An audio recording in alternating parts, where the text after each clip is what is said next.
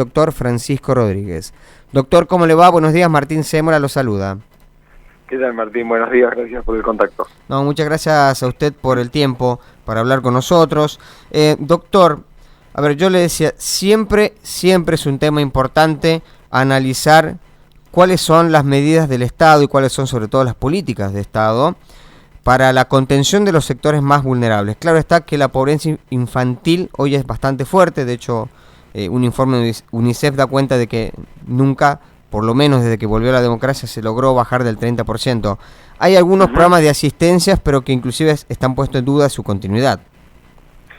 Sí, efectivamente. Bueno, el Estado tiene políticas de protección social, digamos, que suelen en estos momentos estar bastante en discusión porque son las mal llamadas planes sociales o demás, ¿no?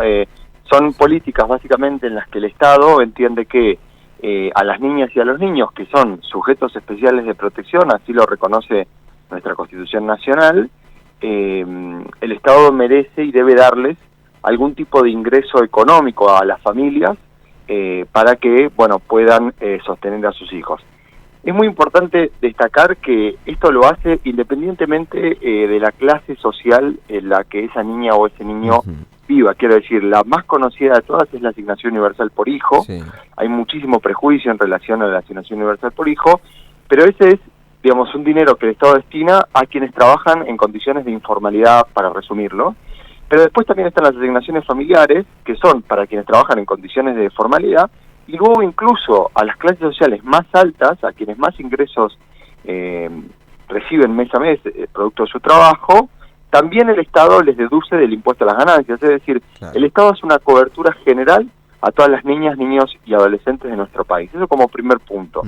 Y el segundo punto es, las niñeces y las adolescencias son el grupo, como vos decías, más afectado por la pobreza infantil, sí, ¿no? Digamos un 57%, es decir, 6 de cada 10 casi niñas y niños que crecen en Argentina no acceden a sus derechos básicos. Y dentro de ese grupo hay un grupo especialmente vulnerabilizado, que es un total de 14% de las niñas y los niños, que se encuentra en la pobreza extrema, es decir, que no accede a una alimentación básica. Entonces, la protección social que garantiza el Estado es sumamente importante, pero, digamos, estamos en un momento en donde no solamente, digamos, pareciera haberse instalado una necesidad de ciertos ajustes. Lo que nosotros planteamos es los ajustes no tienen que venir en ningún caso por niñas, niños y adolescentes, y muy al contrario, lo que necesitamos es fortalecer algunos de estos programas para que al menos todas las niñas y los niños de nuestro país puedan tener la alimentación mínima que se merecen todos los días, ¿no? Ese es como el punto central. Hay, doctor, usted lo mencionó, ¿no? Un prejuicio muy importante en ciertos sectores y sobre todo reproducido por medios de comunicación sobre aquellos que perciben la AUH, entre otras prestaciones, como si fueran el gran motivo de los problemas macroeconómicos que vive la Argentina. Pero me gustaría cerrar con esto que usted mencionaba, que es una asistencia importante, sobre todo para el nivel de pobreza que hay en la Argentina. ¿Qué pasaría con ese sector si hoy, por ejemplo, no recibieran la AUH ni la que es el programa alimentar? Bien, sí, como vos decís, además de la asignación universal por hijo, quienes están en ese segmento reciben la prestación alimentaria, que es una política también muy importante. Algunas cosas sobre los prejuicios que vos marcabas. En primer lugar, decir que, digamos, la AUH y quienes reciben asignaciones familiares, digamos, todos los segmentos en términos de ingresos, más o menos tienen un promedio similar de hijas e hijos. Quiero decir, quienes tienen AUH, la gran mayoría tienen 1 o 2 hijos, entonces hay como cierta lógica de estas ideas muy transcurridas socialmente, medios de comunicación, de cierta lógica de embarazarse por un plan, etcétera, que es falso. Sí. El promedio de la asignación universal por hijo es apenitas más grande que quienes tienen asignaciones familiares, por ejemplo. Entonces, en ese caso, digamos, estamos hablando que en general casi todas las familias en promedio tienen entre 2, 2,5, 3. Luego, lo que mencionabas sobre el costo económico. Sí. La asignación universal por hijo, digamos, el sistema de transferencias de ingresos en términos de Producto Bruto es completamente menor a otro tipo de asuntos, como por ejemplo el pago de deuda, deducciones de impuestos que no se cobran, por ejemplo, a quienes operan en el mercado financiero, etcétera. Digo, el Estado tiene muchísimas otras opciones, muchísimas otras posibilidades, y el desajuste macroeconómico, digamos, que la acción, poco tiene que ver, diría prácticamente nada, el impacto que tienen estas asignaciones sociales, esta protección social a las infancias. Y luego, en lo que tiene que ver con qué ocurriría, bueno, lo que sabemos es que, por ejemplo, digamos, los últimos datos de UNICEF muestran que si la asignación universal por hijo, solamente la asignación universal por hijo, es decir, esto no cuenta la prestación alimentaria, no existiera, habría un 10% más de niñas y niños en la pobreza extrema, es decir, por lo menos 1,5 millones de chicas y chicos que hoy, digamos, más allá del 1,5 millones que ya hay, sería otro 1,5 millones más de chicas y chicos que no comerían lo mínimo indispensable todos los días, es decir, una alimentación mínima, que además sabemos, esos criterios de alimentación mínima son criterios relativamente bajos, estamos hablando de una alimentación prácticamente subsistencia. Y luego, el otro punto es sobre la pobreza general. La asignación universal por hijo pretende darle a las familias donde hay niñas y niños un dinero para que esas niñas y esos niños se eduquen. Entonces, el impacto que podría tener en términos numéricos es entre un 3 y un 5%, pero digamos, eso ya es más complejo de medir. En todo caso, lo importante a nivel conceptual es, sin esa asignación universal por hijo, las familias tendrían muchísimas dificultades, no solamente en lo que tiene que ver con lo alimentario, sino en términos de vestimenta, acompañamiento escolar, etcétera, compra de útiles. Hay otras asignaciones también destinadas para lo que tiene que ver con lo educativo, pero sabemos que cuando el dinero ingresa a las familias es un dinero que se utiliza para las niñas y los niños de forma más general. Entonces, ahí, por ejemplo, habría problemas en términos del impacto que podría tener eso en la educación, el impacto que podría tener en las condiciones de vida, por ejemplo, en la vivienda de los chicos. En algunas zonas del país, digo, nosotros, por ejemplo, también trabajamos en la provincia de Salta, eso impactaría muchísimo sobre las posibilidades de acceder a cuestiones muy básicas, como por ejemplo el acceso al agua. Entonces, son políticas sociales muy importantes. Diría que en términos generales el arco político lo ha ido manifestando. Digo, la asignación universal empieza en el año 2009, pero luego los sucesivos gobiernos, independientemente de sus criterios partidarios, han sostenido. Entonces, bueno, digamos, tenemos como alguna preocupación sobre, bueno, eventualmente algunos recortes en este sentido, ¿no? Claro. ¿Están planteando, doctor, que se haga una ampliación de la cobertura de estos programas y, por supuesto, que por lo menos llegue a cubrir lo que es el valor de la canasta básica alimentaria? Efectivamente, sí, la propuesta, o sea, estos diagnósticos están muy sobre la mesa. Digamos, nosotros con las organizaciones que integramos en un colectivo que se llama Infancia en Deuda, lo que venimos proponiendo es que al menos las transferencias a quienes están en los segmentos más bajos puedan cubrir la canasta básica alimentaria, que es efectivamente esto, ¿no? Una alimentación mínima todos los días. Nosotros, por ejemplo, solo para ponerlo en perspectiva, digamos, los números en general suelen ser muy grandes y luego se van actualizando por inflación y etcétera, pero para poner alguna referencia, lo que el Estado dejó de percibir por la eliminación de la cuarta categoría del impuesto a las ganancias, es decir, por dejar de cobrarle impuestos al 10% que más dinero cobra todos los meses, eso, digamos, la propuesta de llevar una canasta básica alimentaria sería menor a eso.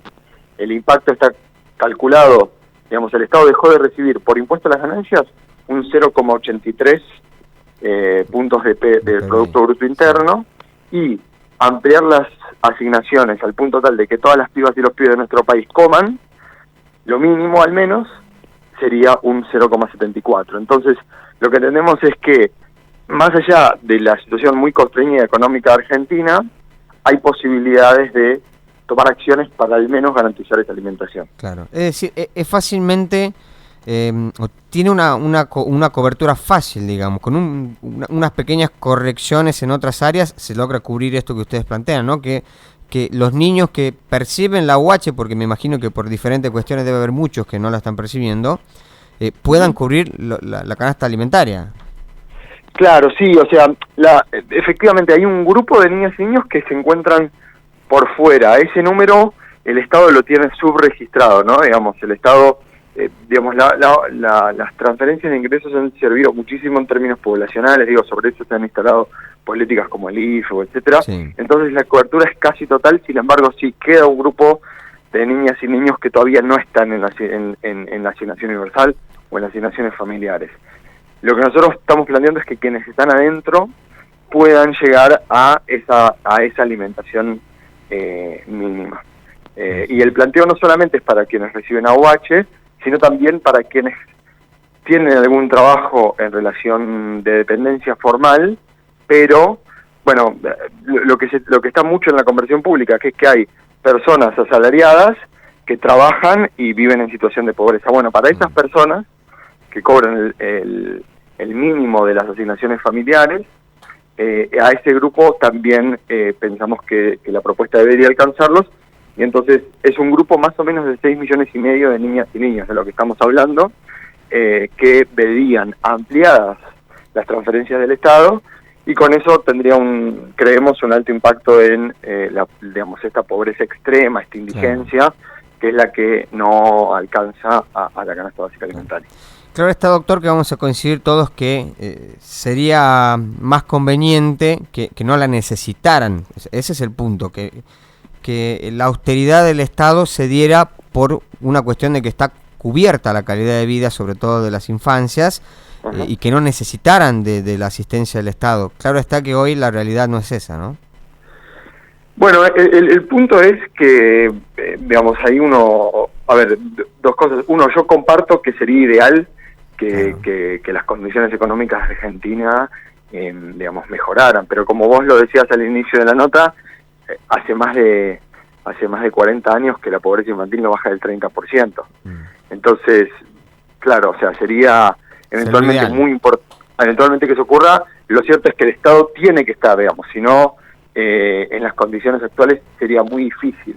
Además, luego, digamos, ahí hay un tema en relación a la producción digamos, la generación de trabajo, de la formalización y etcétera, que lógicamente eso colabora con las familias. Sin embargo, también es cierto que, bueno, que las niñas y los niños merecen del Estado, como decía antes, por Constitución Nacional, una protección especial. Entonces, en la medida en la que el Estado tenga ese deber, siempre va a tener que cumplir con estas obligaciones, garantizar estos derechos cuando las familias no lo tengan que hacer. Esto ya es una posición más política, en todo caso, de cómo ver la estatalidad, ¿no? Un Estado presente que, digamos, que lo que busca es que las niñas y los niños accedan a sus derechos, en un país como Argentina, donde la pobreza se ha instalado de forma estructural hace muchos años, bueno, ahí tenemos que sí o sí el Estado presente. Lógicamente, idealmente en un contexto en el que las condiciones económicas fueran mejores, el Estado podría ir retirándose de a poco, ¿no? Esto tienen estas políticas, cuanto mejor es la situación económica, el Estado puede ir retirándose, pero bueno, frente a la crisis que venimos atravesando hace algunos años, sería muy difícil pensar que el Estado se retire. Claro.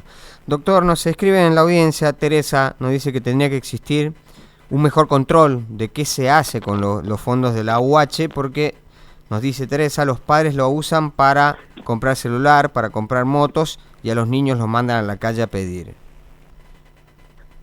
Ok, bueno, a ver, lo cierto es que se han hecho varios estudios empíricos, universidades nacionales, lo ha hecho la ANSES en la gestión 2015-2019, lo ha hecho la ANSES en la gestión anterior, lo han hecho UNICEF y demás. Todos los estudios muestran que las personas utilizan esos recursos de una forma adecuada, es decir, utilizan esos recursos para buscar garantizar los derechos de sus niñas y sus niños. Ahí, digamos, pareciera haber cierta necesidad de querer controlar, en todo caso, entre comillas, los recursos estatales que van a las personas que viven en condiciones de pobreza, no así con otros grupos, pero en todo caso, la estadística muestra que en la amplísima mayoría de los casos, las familias lo utilizan para eso, que es para garantizar o la alimentación, o la vestimenta, o etcétera. Claro, una persona puede pensar que, digamos, una persona pobre a lo mejor no tendría que tener un celular. Bueno, el punto hoy por hoy sería imposible pensar una educación para niñas y niños en el siglo XXI, que no incluyera que esas niñas y esos niños, por ejemplo, estuvieran conectados con sus docentes, con sus compañeras y compañeros de clase y demás. Entonces, por ejemplo, esto lo mostró muchísimo la pandemia. La continuidad educativa durante la pandemia, en la gran mayoría de los hogares pobres, se hizo a través de los celulares. Entonces, que una familia, por ejemplo, invierta en un celular puede parecer a priori algo superficial. Sin embargo, el celular también funciona como una herramienta educativa para las niñas y los niños. Respecto de las zapatillas y otro tipo de asuntos, suelen ser puntos para la vestimenta de esas niñas y esos niños, ¿no? Digamos, hay que pensar en la Argentina como un país muy grande, muy extenso, etcétera. Las niñas y los niños necesitan siempre zapatillas, hay lugares donde hace muchísimo más frío, más calor, etcétera. Digo, hay que tratar de pensar un poco en la integralidad de la vida de esas niñas y esos niños. Y bueno, como decía, digamos, los estudios dan que no solamente la asignación universal, por ejemplo, ahora el Estado tiene la beca Progresar para adolescentes de 16 y 17 años, y de nuevo, la amplia mayoría de los estudios muestran que las pibas y los pibes usan eso para comprar materiales educativos, con la amplitud que implica un material educativo, ¿no? Hoy por hoy en el siglo XXI. Doctor, cerramos entonces de que esto que nos cuenta la audiencia, que nos dice Teresa, puede que en algún hogar ocurra, pero es la excepción y no la regla general. Están los informes para demostrarlo así. Por supuesto, por supuesto. Digamos, lógicamente hay personas que digamos, utilizan esas cuestiones para otros asuntos, pero son las